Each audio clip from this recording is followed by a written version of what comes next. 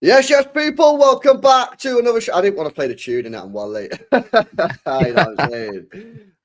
Even though it's sick tunes. But yeah, man, listen, you know what I mean? When you're cooking chicken, boys, you got to make sure it's cooked legit, otherwise you can get ill. And I mistimed everything, boys. Yeah, I mistimed it. I was like, shit, this ain't going to be cooked by the time I'm meant to be finished because I need to go on stream. And you know what? You can't be playing games with chicken breast. You actually can't because otherwise you're cooked. Although I did see some guy on TikTok eating raw chicken breast, and he was like, "Yeah, you're allowed to." I don't know. Anyway, it's besides the point. My bad. We're late, basically. Big up to everybody, man. Make sure you guys are smashing up the likes. Make sure you guys are sub to the channel as well if you're new. Hugh, man, you was at the game yesterday. Mm, Yeah. yeah. It was. I reckon that might be my favorite game at the Etihad since the treble season. You know that it was. Mm, It popped off. It just popped off. Everyone was up for it, man. The whole place. Mary D's before was bouncing. Got to the stadium. Everyone was buzzing, man, and it was just perfect. Like I'm sure we'll get into it and talk about whatever you or the chat want to talk about. But as a fan at the game, it was sick. Like I said, you know what I mean? It was like I said, I've been to most of the games this season. I think I've been to all of them at home now, maybe bar one, and that was just it was like a massive release because before the game, it was like this is probably a test of if we're really in a title race. You know, are we really about it? Are we really going to be involved like that this season? So to go and absolutely, we didn't just beat them, bro. We blitzed them. We mm, absolutely played them out the park. And I don't want to hear no rubbish from Carragher or Liverpool fans talking about, but they shouldn't have been disallowed, lad. They shouldn't have been disallowed, and all this rubbish, man. You know what I mean? We boxed them out of the ring. We played them off the park. We have players that plenty of the world probably doesn't look at too seriously or take too seriously absolutely make a name for themselves, put themselves on the map yesterday. You know, mm, some of the players that, like I say, newer ones, younger ones, your Nico G's, your Nico O'Reilly's, your Cafunes, these kind of guys, they were the heroes of yesterday, bro. They were the heroes of yesterday. You know what I'm saying? Haaland obviously did his thing, Donnarumma did his thing, the big names did their things, but the unsung heroes, the not usual suspects, the team mm. has taken shape, bro. The team is in full flow. Pep is getting this team back. We are nearly, I'm really close to saying we're back. I'm really close. But look, I'm buzzing, man. I'm buzzing. It was a sick day, a really, really sick day. Mm. You know what though, as well, bro? Like I actually, for the first time, I actually went into that game yesterday with a bit of confidence. Um, like I believe we was going to win the game, man. You know what I mean? And I've not felt like that in a long time because Oh, can I interject and ask you a mm, question about that? Yeah. mm. See where you got that confidence from. Was that off the back of Liverpool being subpar, or was it off the back of you really and truly believe in this City team right now in the direction we're going? If I'm being honest, a bit of both. If I'm being honest, a bit of both. Yeah. But I just felt that all season I've been saying I think we're a good team, yeah, and I think there's players in this squad that are like we can be really good. And the question is like, when are we going to get to that point? And you'll get to that point when Pep stops messing with the team, not because Pep's messing with the team, but once he's experimenting, he's trying to work out what works, and he's not going to know that overnight. He's going to have to make, he's going to have Mm. to put, and you know what, he's going to have to make mistakes as well. Yeah, you know I mean, he's going to have to put 11s out there and go, oh shit, that didn't work. No, if you look at the Aston Villa game, you know what I mean, he probably, you know, he shouldn't have switched the back line, he should have played Doku for whatever. And I think he's slowly throughout the season, yeah, been starting to understand what works, what doesn't work. And off the back of the last two performances, the Bournemouth game and the Dortmund game, which prior to this Liverpool game, I felt were our best two performances of the season. Yeah, and actually good performances, not like best two performances of the season, but we've been shit all season. Like, no, like we've been all right. I thought we really like took it up a level. And I felt that not only was it our best two performances of the season, I felt that we'd all sort of understood and we've all worked out what our best team is for this game. And unless Pep done a madness yesterday, he was going to put out that team, which he did. And I just felt that Liverpool are. So that was the confidence from the City point of view, yeah. That I actually felt that, you know what, we have a balanced team and we have a settled team. And then I Mm. look at Liverpool and I just think they're a little bit further behind us. I think they're obviously got all these new players and that, and but we've got all our new players. I just think we found a system and we found a way to embed these players quicker, yeah, than they have. I think they'll get there, if I'm being honest with you, but I just think it's going to take them a little bit. I think they're behind us, you know what I mean, in that regard. So coming into the game, I just felt that Liverpool are not fully set. They don't really know what's the best team. They still don't know how to set the team up in the best way. And they come to the Etihad. City, home game, coming off the back of our 2 best performances of the season, and we're more stable than them. And I just felt everything just matched up yesterday. And in the end, it was complete domination. And if we're being honest with you, I think my point there is sort of like explains how the game went, because we just looked in control. We looked like a team that was not Liverpool looked a bit lost on the pitch. You know what I mean? On that first half, especially, the players I didn't really know what they were trying to do, which is a bit weird when you normally like play Liverpool. You kind of know what all the plays are about. But I kind of felt watching Liverpool yesterday in that first half that they didn't really know what they were doing. And that kind of backs up what I'm saying. Whereas City, we knew what the game plan was. There wasn't any players out on that pitch for City yesterday that you looked at and went, he don't know what he's doing. I'm not saying they didn't have a bad game. You know, Cherky wasn't quite on it. Gavardio, a couple of loose passes. That's not the point. The point is there was no one on that pitch yesterday that you can look at and go, he don't know what he's doing. New players still looking to settle in. Whereas I think Liverpool, you can say that about a couple of their players. Ekitike, for example, did he even touch the ball? Yeah, Verts didn't really like connect. Salah, like what was his job yesterday? And the midfield 3. Like they was meant to dominate us. It was just, you get what I'm saying. So for me, it all just came together yesterday. And I was coming into the game. Obviously, I was nervous and that, yeah. But I just felt that we were ready for the game and they weren't. And it was quite evident to me after 20 minutes that they were there for the taking. And then you know what? I would have been really fucking gutted if we only got in at half time 1-0. I would have been wounded because we deserved to be more than a goal up in that first half, mate. So when Nico scored that goal, I was buzzing. But that basically the answer to the question in a long-winded way. I think yesterday was always going to be a massive learning curve for both teams.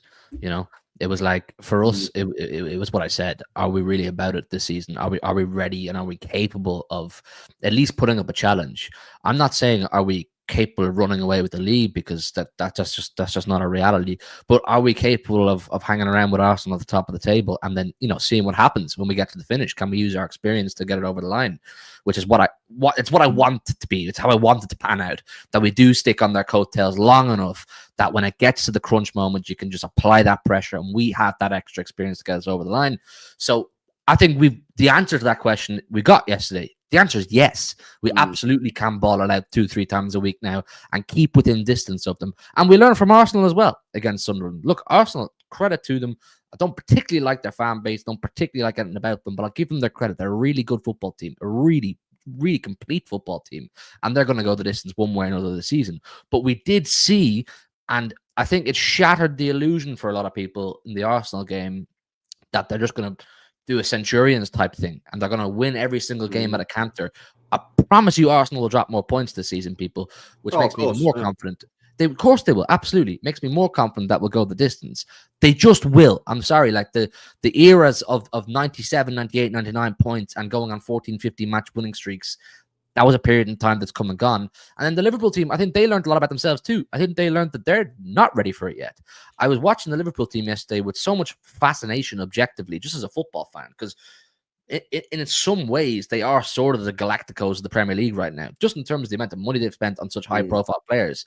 And I was like, how is this going to pan out? How does it look? Because as you said, you always know what Liverpool are about. Under Klopp, anyway, you always knew what they were about. It was always the front foot of football, the electric attack. They had 2 or 3 default methods they'd like to get at you, and they were really efficient in doing so. Watching them yesterday, it was like the Liverpool players weren't sure what they were trying to do. Yeah, that's what I'm saying. Yeah, it was like, are we a possession team? Are we a counter team? Are we a slick team? Like even when Liverpool weren't playing great over the years, or they weren't winning under Klopp, you still knew what they were at. It was fast-paced. Get it to your Salah, get it to your Mane, and those Mavericks will make something happen. I was looking at like Verts yesterday, and I was like, he's not sure where he's meant to be taking this. Clearly a guy with a lot of ability, not sure where he's meant to be going. Even McAllister and Gravenberg and these guys, it just looks like they have literally no identity. Now, look, if Slot can get them some identity quickly, even for next season, they will be dangerous if they can get that to work. Or maybe it's a different manager that they need to manage those kind of players. I don't know. Not my fucking problem. Either way, bring it back to Manchester City. What we learned, like I said, is I really and truly believe we now have the armory, or the arsenal, excuse the pun, to go the full fucking distance and take it the full way. And if it's not to be this season, if it wasn't to happen this season, I would not be going, oh, well, we've missed our opportunity now. We're not going to win a league. Because I think the foundations are there in place for City to be sustained title challengers for a good period of time now. You know, all of, if not most of, if not all of our best performers, top performers, are below like 27, 26.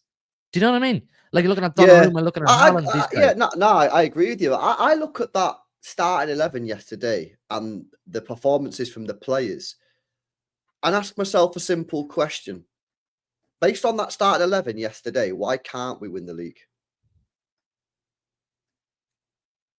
But you said it yourself, bro, that even like, say, some players didn't even have their 10 out of 10 game. Like, say, Ryan Cherky didn't probably impact on the ball the way you would like. But I'll tell you one thing, people. If you get a chance to go to the Etihad and watch City play live when Ryan Cherky's playing, you learn a lot about them. You learn a lot about the guy, yeah? I don't know, can you pick it up on TV the way you can in person, but I've noticed now, the guy's a fucking magnet, an absolute magnet. The space the likes of Doku were getting, some of that credit for me had to go to Ryan Cherky. I swear to God, the Liverpool midfielders, the Liverpool defense were really fixated on what this guy was going to do if he got the ball. They didn't even have the ball. It was like, if he gets the ball, what's he going to do with it? That all of a sudden, Doku may have an extra yard of space that he didn't have prior, or someone else, whoever, Bernardo had an extra yard of space. He's one of these mavericks that he just demands attention, even when he's not in the ball. So look, yeah, obviously not his beautiful best in terms of his general impact on the game, but you can see he's a fear factor. He has a massive fear factor. Oh yeah, 100%. You can't give him any space because the guy can shoot as well. You know what I mean? He had a couple block shots yesterday. But do you get what I'm saying though, bro? Like I look at the team, yeah, because obviously when the season started, yeah, and you know we obviously had a couple of dodgy games and that, and then you were sort of assessing the team, and you start looking at the 11. You thought, Nunes, is he going to be good enough? O'Reilly, can he do this for a full season? Nico G, if Rodri keeps on getting these injuries, can Nico G, you know, carry us through? The wingers, you know what I mean? What's going on there? Left wing. And there was quite a lot of question marks, you know, in the first 3, 4, 5 weeks of the season and that's quite a lot. That's both of your fullbacks were asking questions. Your CDM, your defensive midfielder, you're asking questions, and your wingers, you're asking questions, right? Whereas now I'm looking at this now and I'm thinking, well, we're now, you know, second week in November. Nico O'Reilly hasn't put a foot wrong since he's been in the team and has just pocketed Mohamed Salah. So I think that we should start assuming that he's going to carry this form on. Matheus Nunes, yeah, he's completely eliminated the mistakes out of his game, which was his only problem last year, by the way, because he was good last year, but the mistakes were heavy. He's not making those mistakes now. Doku's elevated onto another level, so now he's not a problem at the moment. Again, as long as these players stay consistent.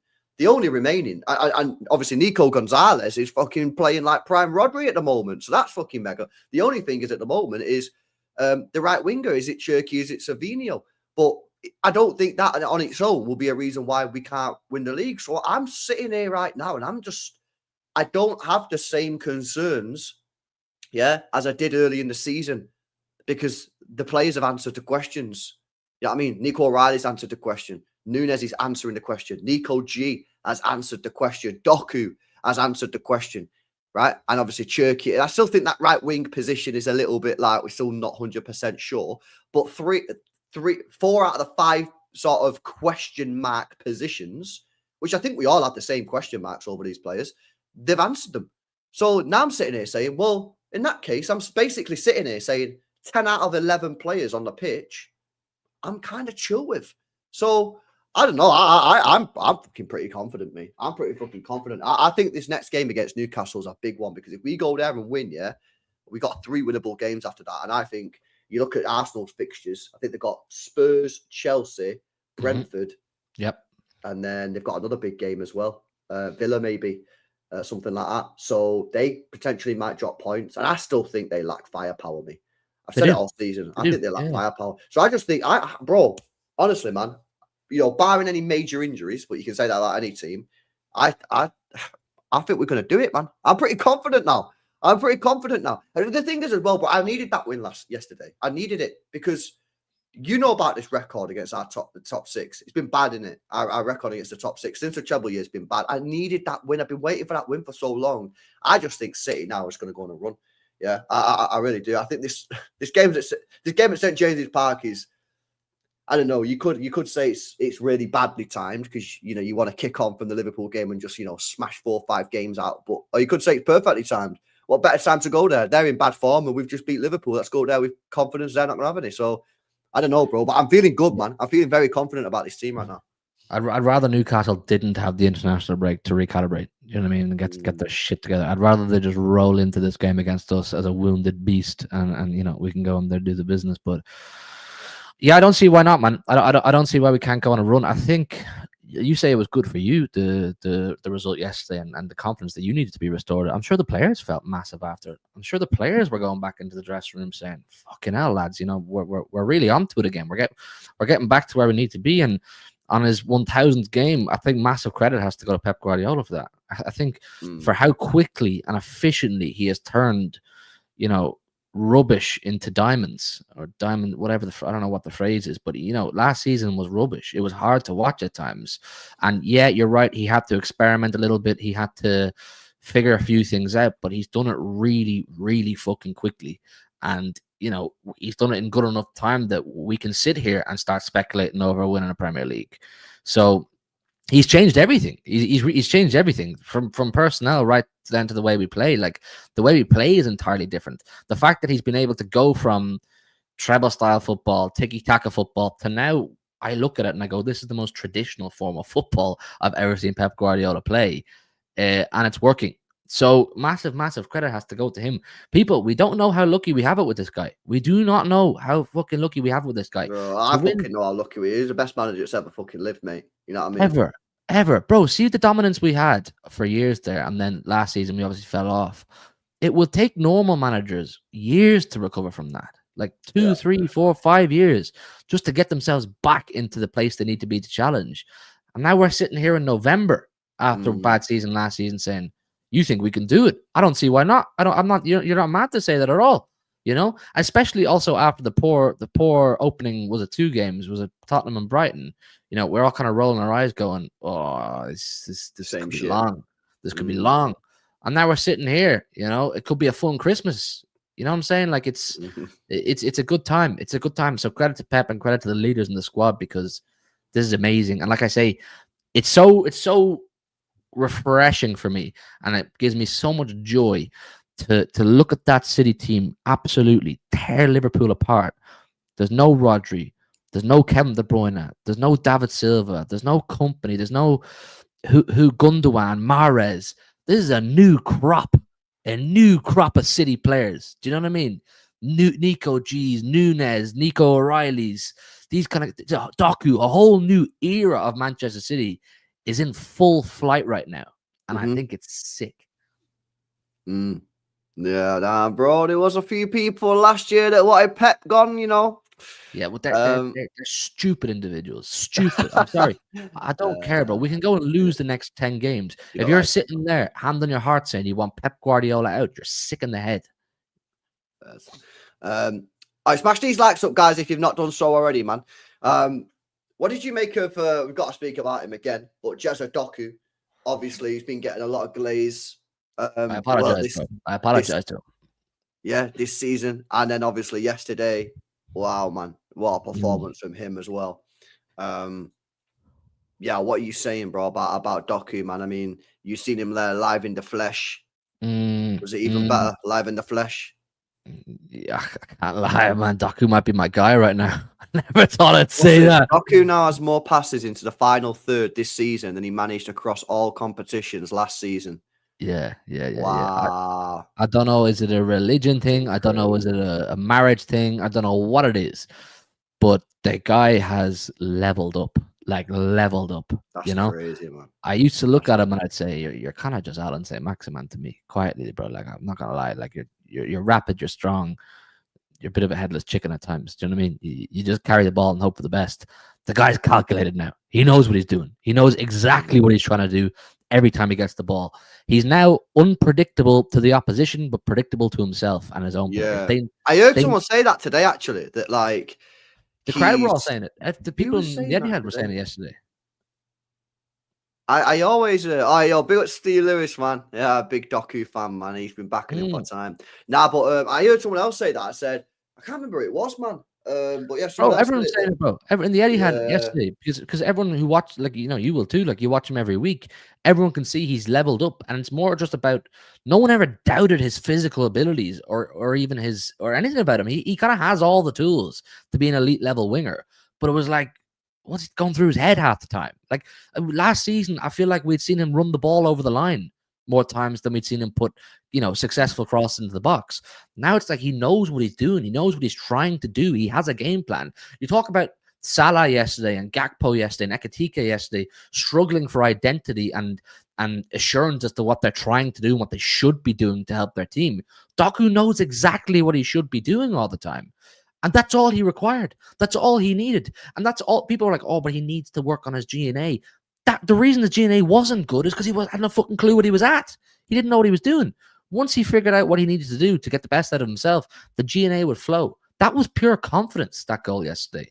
That was him saying, yeah, I'm meant to be here. I'm meant to be part of this team. I'm going to show you now. I have leveled up. I've worked on myself.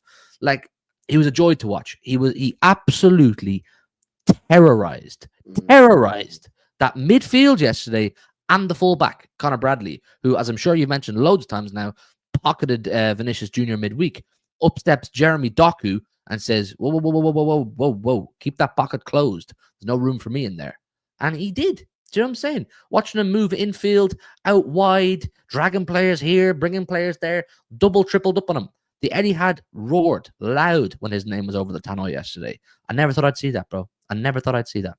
Yeah, I mean, them stats there. I mean, the stats are just crazy. I mean, more assists to Haaland this season than he has in the last 2 seasons combined.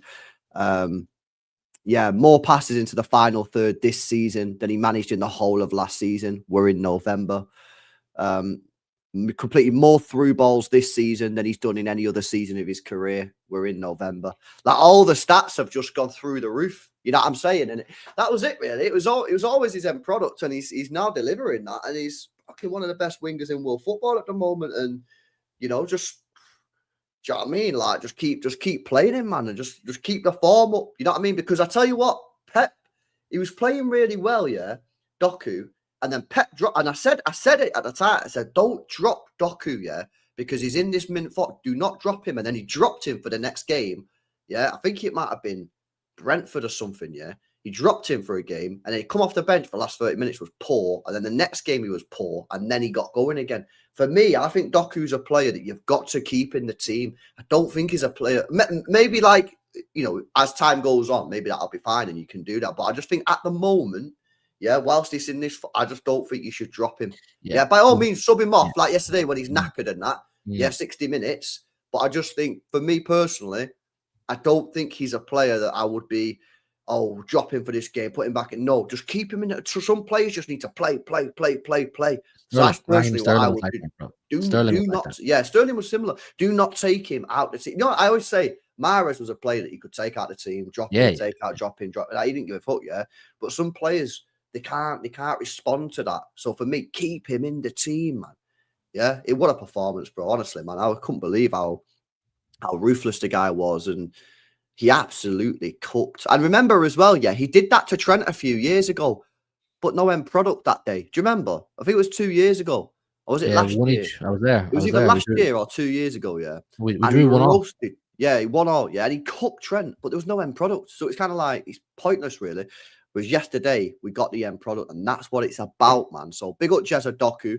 I actually said yesterday on the panel show, and I 100% stick by this, and it's not a joke. If I was Manchester City, I'd go to Thierry Henry, mate, and offer him a job as a coach. Not even joking. I seriously would. I mean, if you see the way that Doku speaks about Henry, yeah, on all the help that Henry has been, what's it saying? Like, you know, helping him when he was in Belgium. Why not? Yeah, why not?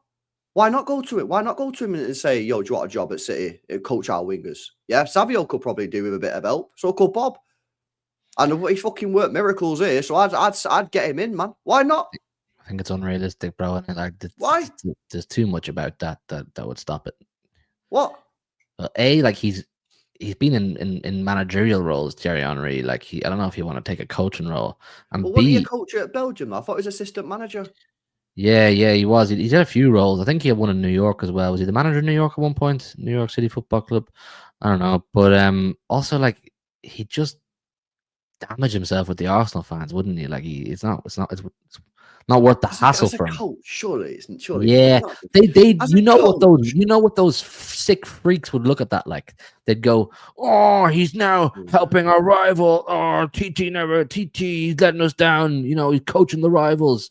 Those losers, man, they absolutely sucked that shit up. So I couldn't see it. I couldn't see it. Maybe we can get some virtual training then, innit? Maybe we could have just hire me on the sneak in it and just do Zoom training. I don't know, man. But I don't know. I just see the way that Doku speaks about Henry helping him in that, and I just think, yeah, you've gone up massively. And I also think that Pep Linders has got a big impact to play on this as well, because again, I always go back to that interview that he did, man, and when he said, "I want to play with wingers that play inside," and then we're seeing Doku play inside. I think Linders has probably got a part to play here as well. So, you know, I think the coaching this year has been incredible. And obviously we don't know who's doing what, right? Is it Pep? Is it Linders? Is it whoever?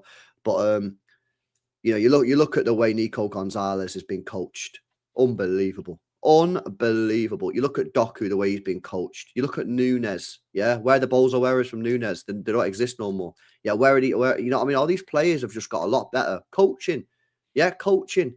And for me, a lot of credit has to go to these. And that's why I keep saying, for me, Pep Guardiola, I just think he's on it, man. I think he's locked in. I think the change of staff, change of coaching staff in the summer was needed. Obviously, I don't know if you've seen it at the time, but Jack Gorn did an article in the summer and said that basically, paraphrasing here, but the coaches last season towards the end were basically just putting cones out, like legit. Actually, just like they weren't talking to the players, they weren't coaching, like Pep didn't trust them. You know what I mean? And that's why a lot of them gone. That's why we got these new guys in. Yeah, I still think our fucking set piece coach is a fraud. Yeah. Why the fuck have we got Nunes marking Van Dijk, right? Still sus there, but it's Manchester City, mate. We'll never be good at corners. But yeah, man, I just feel that everything's good, man. I think the vibes are back. Everyone seems on it. You know what I mean? We're all bantering each other for our shocking takes. It's a laugh, you know what I mean? And yeah, it just feels good, man. It feels like City of old, you know what I mean? And is it premature? Well, I don't think so. You know what I mean? We've lost one game in 15 matches or summer. We've just beaten. We went to Emirates, got a well fought draw. Probably should have won the game. Beat Napoli, beat United. We just beat Liverpool. All right, we took an L against Villa, but there were circumstances involved there. No DM for the third year in a row at Villa Park due to injuries and maybe a couple of errors by Pep with a starting 11. But still, we still lost to a pretty mad goal there that day. So I think things are going well, man, and I just think this team's going to get better and better and better. I don't know about you yet, but I think this team's so far off the best as well, bro, which is a good thing, by the way, because it means we've got a lot more to come. I just look at the performance yesterday. I think really good performance, but then I look at players like Cherky. I look at the fact Rodri's not even in the team. Yeah, I look at the fact that Foden yesterday playing a bit more of a deeper role. I just look at the Haaland yesterday. Wasn't even great, man. I'm going to be honest with you. Some of his touches were a little bit off. He missed a penalty. When all these players gel and they all get, top level performance, I just think this team's going to zoom, bro. I honestly do, man. Yeah, I still also think we're probably like that killer winger I keep talking about, and maybe another midfield type player as well. Away from being possibly the best team in Europe again, I don't think we're a million miles off it. I think another one or two solid signings and replacements for players who are no longer going to be with us in a couple of months' time, I think we'll be sick. Like I feel really good about it, and I'm really looking forward to. Do you know what game I'm really looking forward to? The one, the Burnabout now in a few weeks.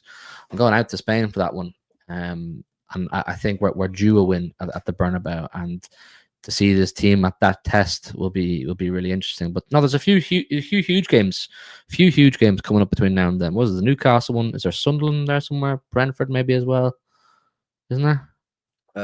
Yeah. Let's have a look. There's a few very big ones. Who's this? Who's fixtures? Sunderland. Yeah, with Sunderland. Sunderland's a huge one. I think they're sick right now. Where's the City? Oh yeah, right. So City's fixtures, yeah. Leverkusen, Leeds, Fulham, Sunderland, Madrid, Palace, Brentford. Yeah, they're not easy. They're not easy games, man. Oh yeah, no game's easy though, isn't it? But like, you know what I mean? Like after Newcastle, right? You've got Leeds at home, Fulham away, Sunderland's at home, by the way. Yeah, which is a little bit easier than going to their gaff. By the way, that's that says here it's a 12 o'clock kickoff. What? 12 o'clock kickoff. When did they start doing 12 o'clock kickoffs? For what game? Sunderland. Nah, Sunderland's down for 3 o'clock, bro. What? It's on City's app. Oh yeah. No, you're right. You're in a different location. No. It says half 12 kickoff. Oh wait, I don't know what the fuck is going on here now. Yo, my thing's bugging out here, bro. I'm not it's sure. 3 o'clock, bro. I'm pretty sure it's 3 o'clock. Yeah. Because that won't be on TV. That won't be on TV. I don't know what's going on there. But yeah, man, I think you look at our fixtures there, bro, and I think I think we can go on a bit of a run, man. Do you know what I'm saying? We just got to keep our players fit and that. Do you know what I'm saying, man? It's that's where we're at, bro. Now big up, man. Big up Thoughtbot, bro. Says Hugh, get back on your channel so condoms can become a thing. Aye, what the fuck, man? Joe's still asleep, bro. I haven't heard from Joe in ages, man. You need to make sure the guy's all right. This guy, man. This guy. All right, big up Foggy as well with a 5 gifted, man. Appreciate it. Big up to you, bro. W's in the chat for Foggy, man, with a 5 bomb. Appreciate it, Foggy. Hopefully you're doing well, man. Hopefully you're doing well. Bro, how do you think we get Nico G and Rodri? Like, what do you think there? There's a couple of people this morning. I was speaking to Nobbins about it. Some people are saying they don't even want to see it. Do you want to see it? Nico G and Rodri? Not really, no. I don't want to see it. Not really, no. I like one base player like a Nico or a Rodri, and then you have 2 Mavericks or 2 really attacking style players in front of them. I don't know. Would you take away from the attack a bit? Would it be a bit too robotic? Would it be a bit too like for like? Would it be a bit too much of the same? We're really unpredictable at the minute, you know. We can attack from so many different ways, ranges that. Like, I mean, it's too defensive for me. I don't know. It just goes against what I like. Think so, man. I think it'll be all right. I hear it, man. They're two defensive instinct players. That's their thing. Yeah, but it's not the same. So you basically think it's going to be 2 Ricey Zubermendi here? Yeah. It does. Yeah. Both of those players for me should be better than both of those players going forward. Yeah, because remember Rodri got like 10 goals, 15 assists. Yeah. Nico G's naturally an 8 anyway. Yeah, that's what he says. People in the chat keep saying he's a 6, LB. Well, he told us he was an 8 when he joined the football club. I don't know. I think it'd work, man. And then as well, by the way, you can play Foden and Cherky, yeah, a bit further forward, and you can just give them. You can just be like, yo, don't worry too much about the defensive side, yeah, because we got it covered, bro. We got it on lock. Rodri and Nico G in behind them.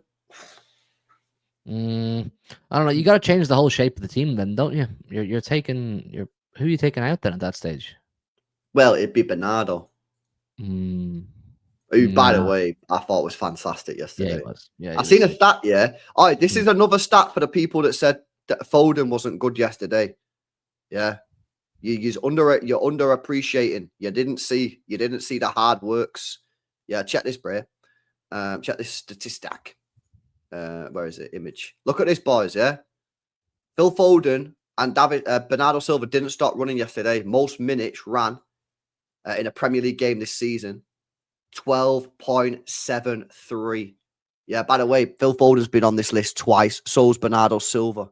Yeah. Bro, people are too fixated with these players on like, do they bang a worldie from 40 yards out in a game to warrant having a sick game? There's a lot more to being a midfielder than just like, you know, getting a goal or an assist. There's a lot of variables to the game. I thought he had a decent game. I thought Bernardo was brilliant, and I thought Foden was decent. You know, I think because Foden's on a bit of a roll now, and he scored 2 goals during the week or something like that, or the other day. they're expecting that to be the every game thing. It won't be. There's other players there to do this that is sort the of thing, thing. though, bro. Yeah, if Phil Foden is going to be playing a little bit deeper in more of a sort of like 8 role, you know what I mean? Normally, Phil Foden's far up the pitch. He's on the edge of the box. He's scoring screamers. Yeah, but obviously, if he is playing a little bit deeper, if Pep is, put him in the system to play him a little bit deeper in the team, then you're not going to see as much of that. But what you are going to see, I thought Phil Foden yesterday never stopped running. I thought he was so disciplined in the game yesterday, which is pretty mad because, like, that for me is a sign of real maturity. You know what I mean? He's no longer this young kid anymore. You know what I mean? I think he's 24 now, 25. I thought it was a really, really disciplined performance. And Bernardo Silva, I tell you what, he got some stick last year. And trust me, man, at times, I thought it was difficult to watch Bernardo Silva at times last year, some of the football he was playing. But him yesterday was unbelievable. He was perfect. Yeah, he was absolutely perfect for the role that we needed him to do yesterday. Yeah, he stuck in there. Yeah, marshaled the team well, captain. Yeah, never stopped running, as the statistics show there. Kept the ball moving, and then let the forward players do their thing, man. I thought it was absolutely incredible, and I thought him and all three of them, Bernardo, Nico Gonzalez, and Foden. I thought all three of them were exceptional. Obviously, the plaudits will go to Nico Gonzalez, right? Because of course, he gets stuck in a little bit more, and he played the nice pass out to Nunes and that kind of shit. Yeah, and obviously all the eyes are really on Nico G because he's not Rodri, so he'll get the plaudits. But I thought Bernardo Silva and Foden had just a bigger part to play in the game, and they both executed it really well. And I personally just feel that some people just didn't appreciate that Foden performance enough because they're looking for the old Foden stuff, which we'll still get. But yesterday, that wasn't the game for Foden to do that stuff. Yesterday was the game for Foden to do the hard stuff, the stuff that people don't see. Yeah. So that's where I'm at. I thought our midfield 3 was mint yesterday. To be honest, bro, I thought every single player was pretty good. I thought Cherky wasn't great, but I don't think he was ass. I just don't think he could really get into the game. And then I thought Gavaggio defended well, but just some sloppy passes. Other than that, I thought every single player on that pitch was fantastic. I thought even Savinho, when he come on, done a job as well. Do you know what I mean? Just kept things moving. I thought Marmouche didn't stop running, kept on pressuring him, and just, was a bit of a pit bull. So yeah, I thought they all were great. Look at me happy clapping. Fucking hell. Yeah, I know. I'm sitting here struggling for things to say other than everyone's absolutely sick because at the minute that's how it feels. See the Bernardo point though. It's interesting. Like last season, he was really hard to watch, and I was like, probably it's time to move him on. I've come to the realization that Bernardo's the kind of player who will make a good team better. A good team will be better for having Bernardo Silva, but he's not the kind of guy that's going to make a bad team. He's not going to drag a bad team up to being a good team. It's not his game. His whole stick is keeping a good team moving properly, keeping a great team moving properly, and keeping the machine moving, if you like. Whereas it's hard for him to do that if all the key parts of the machine aren't functioning properly. So, I think Bernardo probably benefits potentially the most or one of the most in the squad from having Nico G there, from having a solid number 6 who's intent on getting us up the pitch, breaking up play, and moving the ball at a good tempo. It's so clear, bro. Everything in Manchester City's team flows through the number 6. Obviously your Haalands will get the headlines, and Donnarumma's now big names, blah, blah, blah. But the number 6 in a Manchester City team is by far and beyond the most critical player. The whole deck of cards collapses if the number 6 isn't up to scratch, and we saw that. We've seen that. When Fernandinho wasn't around back in the day, it would be always a little bit ooh. Then when Rodri wasn't around last season, the whole thing felt the shit. So the fact that we've pulled this kid out of nowhere, this guy out of nowhere, and we've turned him into what people are calling mini Rodri, I don't know about that, obviously, because Rodri levels above anything I've ever seen as a number 6. Maybe obviously part of your Busquets and that, but he's doing an amazing job. He's taken that a really heavy role in this team, and he's doing a brilliant job at it. So thank God for him. Thank God. I don't know where we'd be if he didn't work out. We would not be here right now. I tell you that for a fact. If he was another Calvin Phillips, with all due respect to Calvin Phillips, We're right back. No, bro. That would, bro. I don't know what we would have done, man. I'd have been 100. I would have lost my fucking. If I was not bald already, I would have gone fucking bald at that point. But I would have 150 million quid on on midfielders. I would have fully Bro, lost. smashing gym too, bro. You need to go and look at him. Look at him physically compared now to when he joined in January. They've got him on some Rodri-esque gym plan. The guy is he's whammo now. He's getting big. He's got that physical presence that, like, if you were a midfielder up against him, you'd be going, okay, I'm going to war with this guy today, and it's not going to be easy. So, like, he's mega, man. Me, though, he's absolutely class. You know what it is again for me though? It's the it's the visual improvement that you can see in his performances. Like, okay, so last season, yeah, there were times I felt that, like, he'd go and, like, close down a player or go to the ball, and you know, people say ball watching. You know what I mean? Like, you know what I mean, when players just run after the ball. Whereas when you're playing in that position, you can't just do that. Like, Rodri picks and chooses when he goes in and when he doesn't go in. Because if you go in and you don't get the ball, they'll spin you and they're in. And I felt like last year there was a couple of times in games where he'd do that. Whereas now, I don't see him getting attracted to the ball as much. And when he goes to the ball, he gets the ball and he makes the challenge. So he's not getting spun anymore. And it's the improvement levels that we're seeing. Do you know what I mean? On the ball, progressing the ball forward, man. The way he's getting the ball from the defense and the goalkeeper and turning with it. Do you know what I'm saying? Like, how many times do we see that now in a game where Nico G receives the ball off the defender and turns, some guy tries to press him and he just turns the guy and passes the ball for it, gets us doing it. I don't really remember him doing in that. Don't really remember him doing that last year. So again, it's the coaching. And this is why, for me, you got to give so much credit to these coaches at the club, Pep and Co. Yeah, because the improvements are off the charts. And I said this morning with Nobbins, but well, we both said it. I cannot believe the speed in which we've got this guy up to this level and the level combined. Like, let's for example, yeah, he wasn't putting in these performances, but they were still pretty good performances. To go from signing in the middle of a shit season in February to getting to that level in such a short space of time, you would have been like, fair dues, we'll take that. But to go from where he was to where he is now, which is unbelievable levels in such a short period of time, with all the crap that's gone on since he joined the football club, do you know what I mean? And everything that was happening last season when he was there, you know, in and out of the team, shit going down on the pitch, you know what I mean? Obviously, there's a bit of tension in the dressing room. Then all the coaches left, new coaches come in, new players come in. Yeah, Club World Cup, the disappointment of that. I don't even think he hardly played in the Club World Cup, if I remember correctly, either. To putting in these performances, I thought, to be honest, I don't know how it's even happened, bro. He's improved. He's got to this level quicker than Rodri did when Rodri first arrived. Like, I'm not going to do the revisionism. I'm not going to rewrite history and pretend I was something I wasn't. I didn't like Rodri in his first season. I'm just being real. He's the Ballon d'Or king now, and he's our guy now. I didn't like him. He did my head in when he first arrived. But playing number 6 for Man City is different to playing number 6 for anyone. For Atletico Madrid, for Real Sociedad, for wherever we get our number 6s from, Leeds.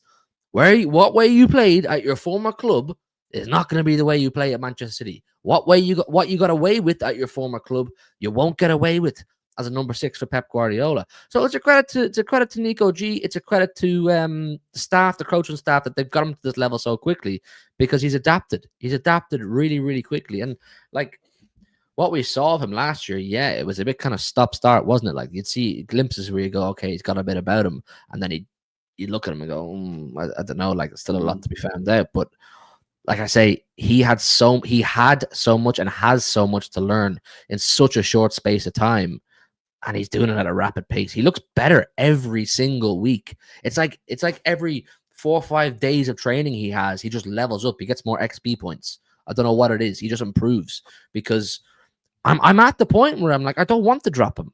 And if you say to me, well, how do you get Rodri back in? I'd say you wait until Nico G is worthy of dropping. I don't think you can take him out right now. I think he's possibly the most important player we've had on the pitch for the last 10, 15 games. And I know people are sitting there going, oh, but Rodri. And I get it. I do.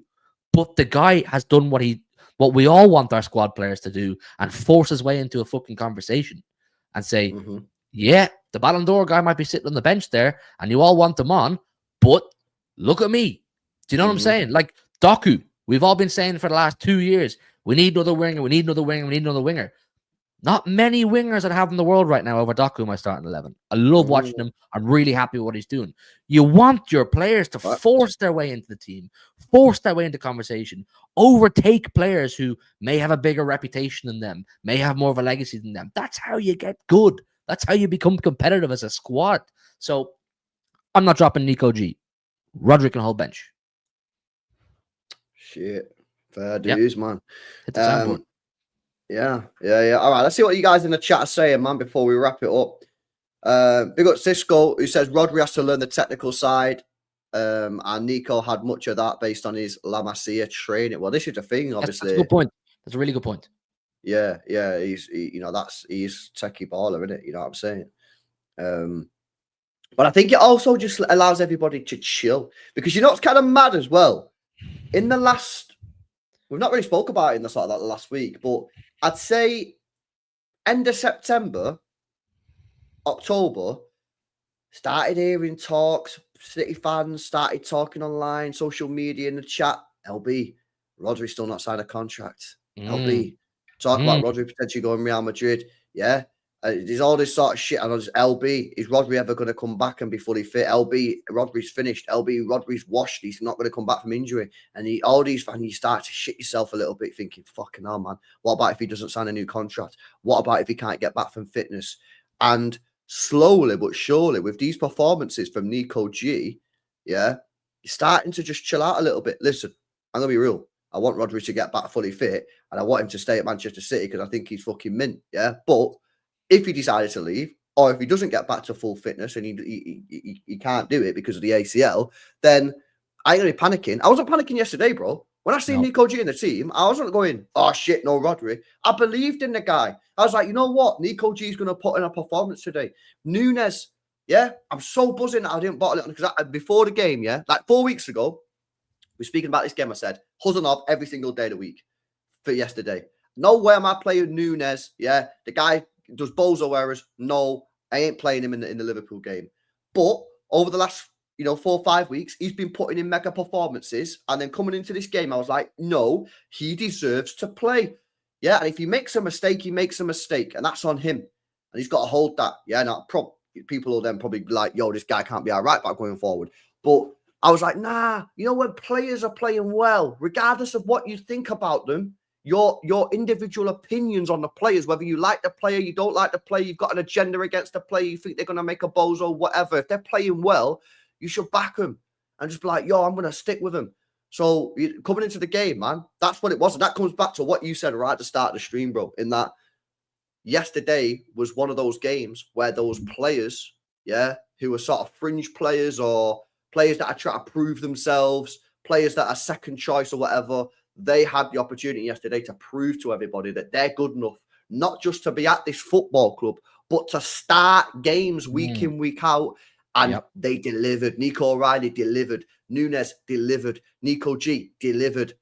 And I don't think Doku's really in that conversation anymore because he's been cooking for a while. But even if he was in the conversation, he delivered again. Do you know what I mean? So that's what it's about, man. And now it's just about continuing it because that's what the best players done. That's what Walker did. Yeah, that's what fucking Rodri's done. Well, I've got more expectation on these guys now. I've got more expectation on them. Now it's like, okay, you've shown us, so you can't let that drop. Do you know what I'm saying? Consistency. That's what makes you. That's what makes the elite players elite. Yeah, it's consistent. That's the truth. Yeah, you see these players. You see good players in the Premier League or around Europe. Good players, yeah, but they're inconsistent. Yeah, they'll do it 1 game, do it 2 games, and then they'll have 3 games bad, 4 games bad. You can't, if you want to be an elite level player at the top level of the Premier League and Champions League, you want to be winning the major honours. You've got to be consistent. You can't be, for me, you've got to be dropping 3 and 4 good performances. And then when you have a bad game, it's like, yo, he had a bad game today. Rare. And then the next game, bang, straight back on it. You're doing player rating. It's like, yo, this guy was back to it. Yeah, that's what it's about. So, but to be fair, Doku's been pretty consistent this year now.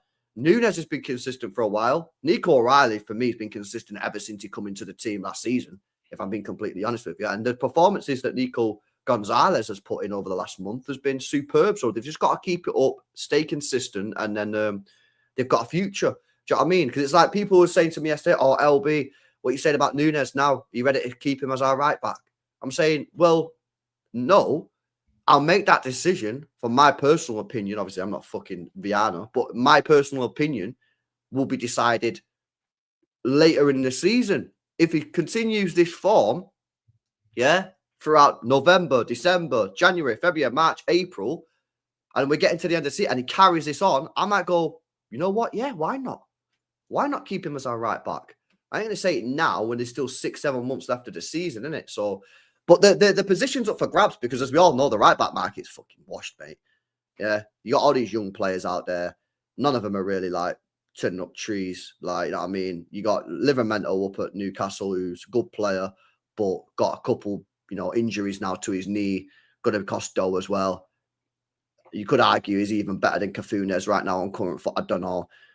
So let's not rush into anything. You know what I'm saying? But I you know what though? I'll tell you one thing. I think these performances by these players make it even more likely we ain't signing anyone in January. I mean, I've said it. I said it for a while. I don't think we'll sign a single player in January. But the way these players are playing right now, I think it confirms it. I'll be absolutely stunned at this moment in time. Obviously, there's still 2 months to go, but I'd be stunned the way things are going. I'd be stunned if we signed a single player. I don't think we need to, bro. I don't think we need to.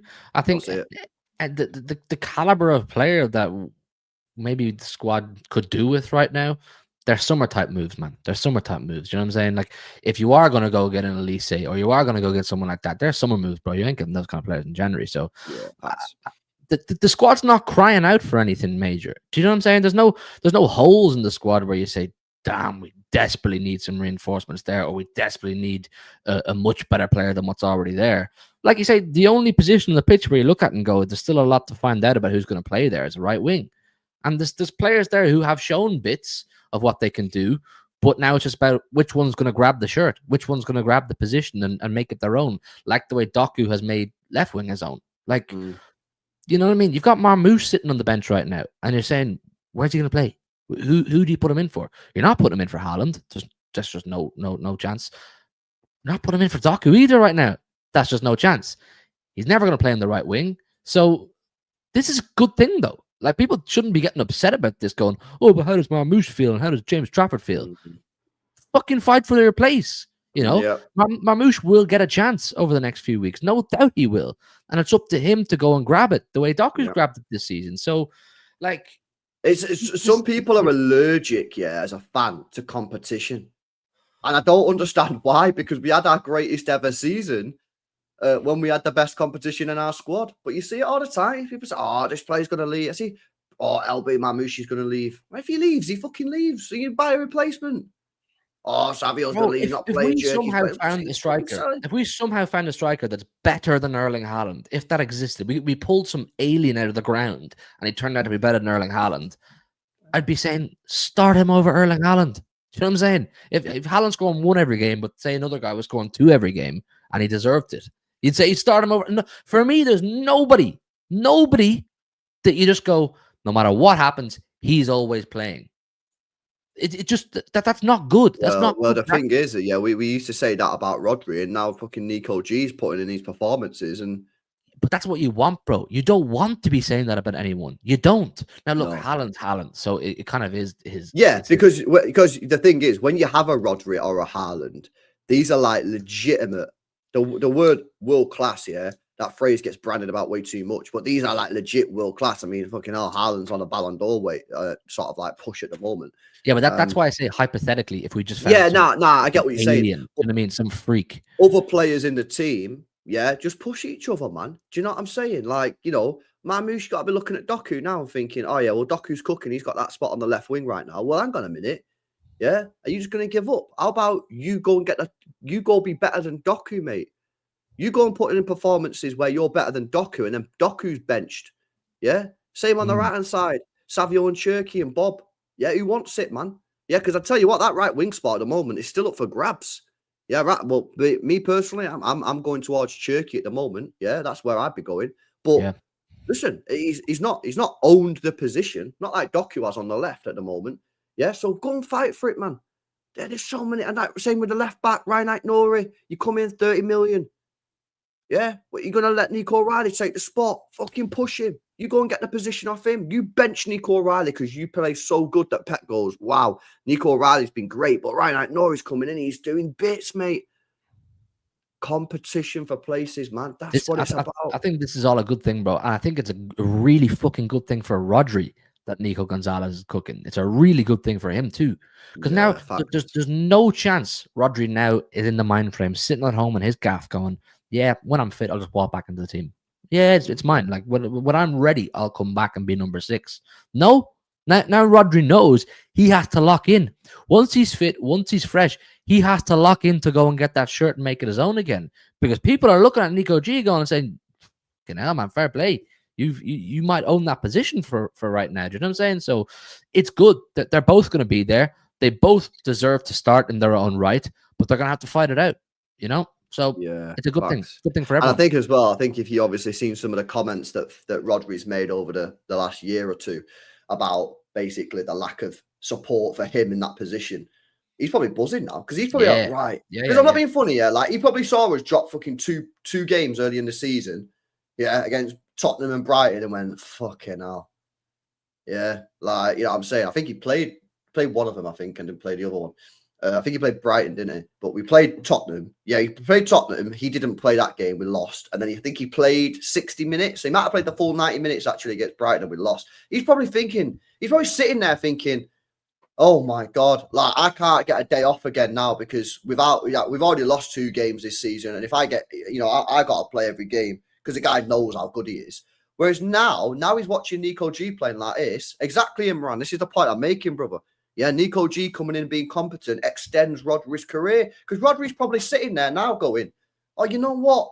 I have a bit of a pain in my knee, yeah, but the team isn't shit without me anymore like last year. You know what I mean? Like, I'm going to just let that recover properly. And instead of coming in and playing him when he shouldn't be playing, yeah, or a hamstring, he's got maybe a bit of a hamstring, bit tightness in the hamstring. He's like, oh, I'm going to have to risk it because the team's crap without me. Yeah, oh, he plays and gets injured. Now he can be like, yo, Nico G can hold it down. And as Imran says, that could extend his career. And he's got to get the fire in his belly back as well. He's got to lock in, doesn't he? You know what I mean? He will. Oh, he will be, mate. After you've had an ACL, you've been out for a year watching the team be horrendous. Oh, he'll be ready for this. Yeah, trust me, when he's fully back and he's fully match fit and that, I think he'll. Do you see? You know when you asked earlier on about what I'd like to see Rodri and Nico G, I think that is potentially the Champions League away game midfield for me. Yeah, in a two-legged affair. Two-legged affair. Say hypothetically, say you get Arsenal in a Champions League knockout game, semi-final, yeah, and you're going to the Emirates first.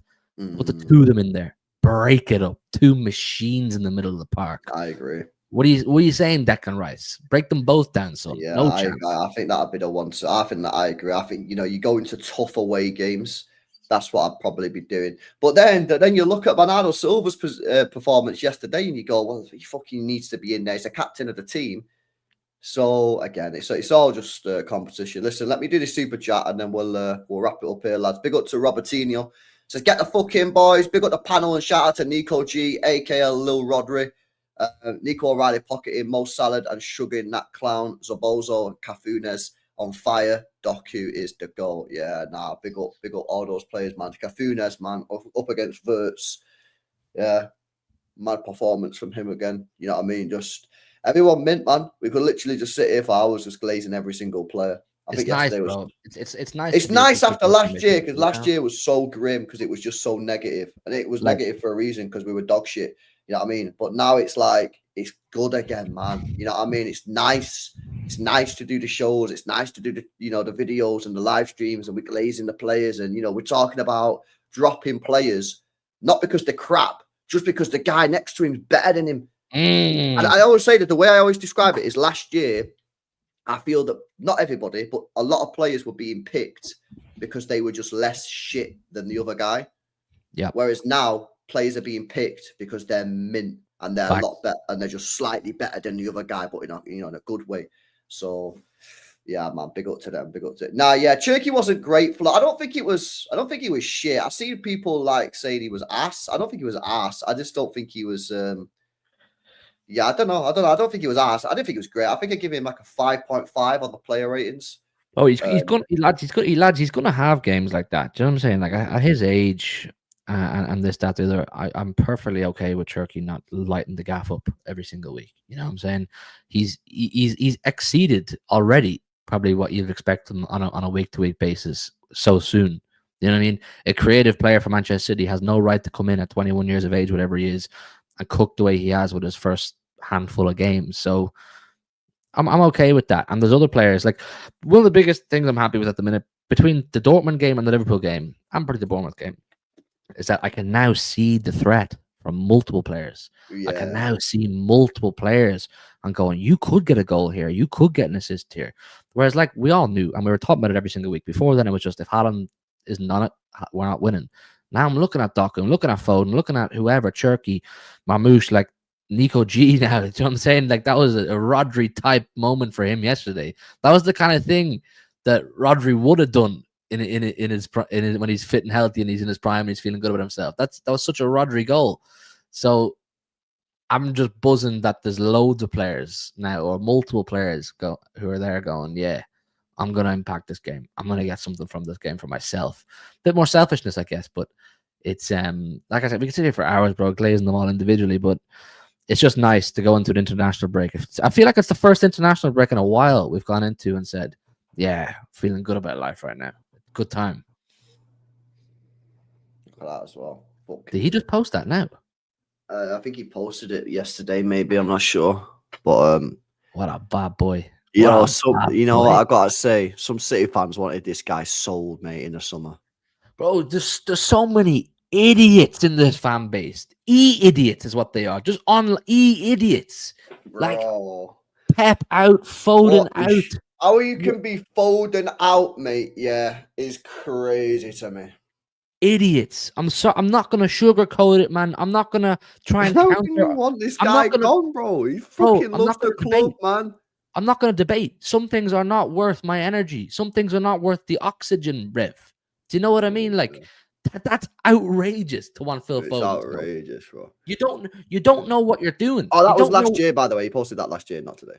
Yeah, well, I hope he should post it again. He should post it again. He should, absolutely. Right, buzzing, man. Big up to you guys, man. I'm going over to Dan Potts' channel. Should be fun because everyone got beat, yeah, apart from us. We're the only 3-point collectors. Oh, well, Chelsea won as well, didn't it? Chelsea.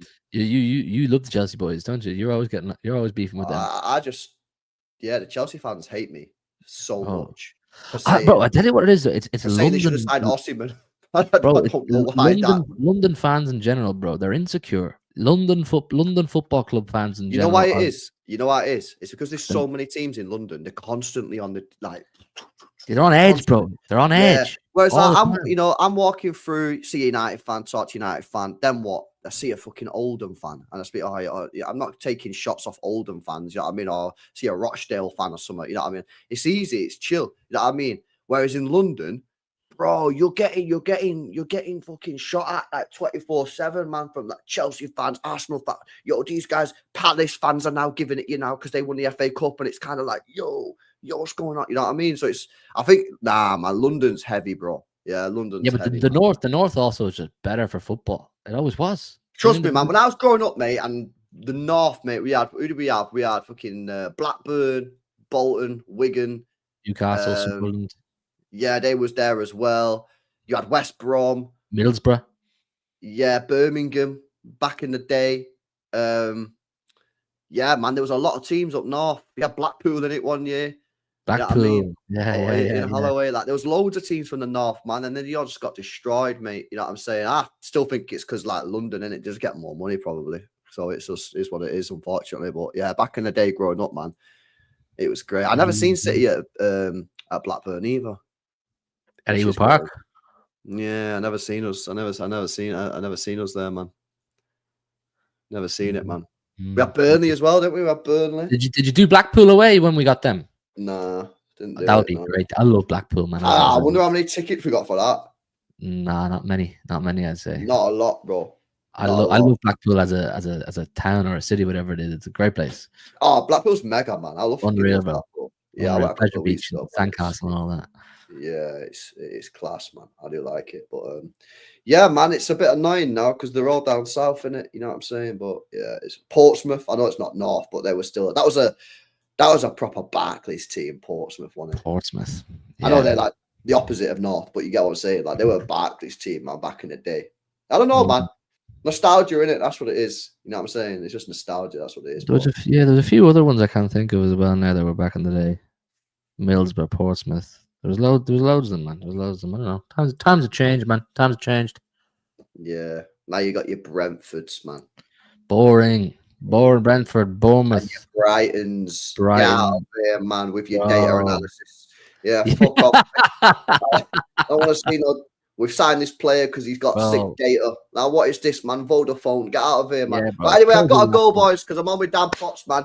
Listen, big up to Hugh every time.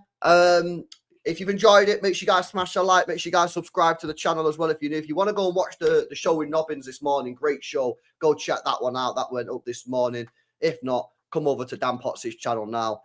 Should be a laugh. But yeah, big up to everybody, man. Enjoy your week, and I'll see you in the next one. See you in a bit.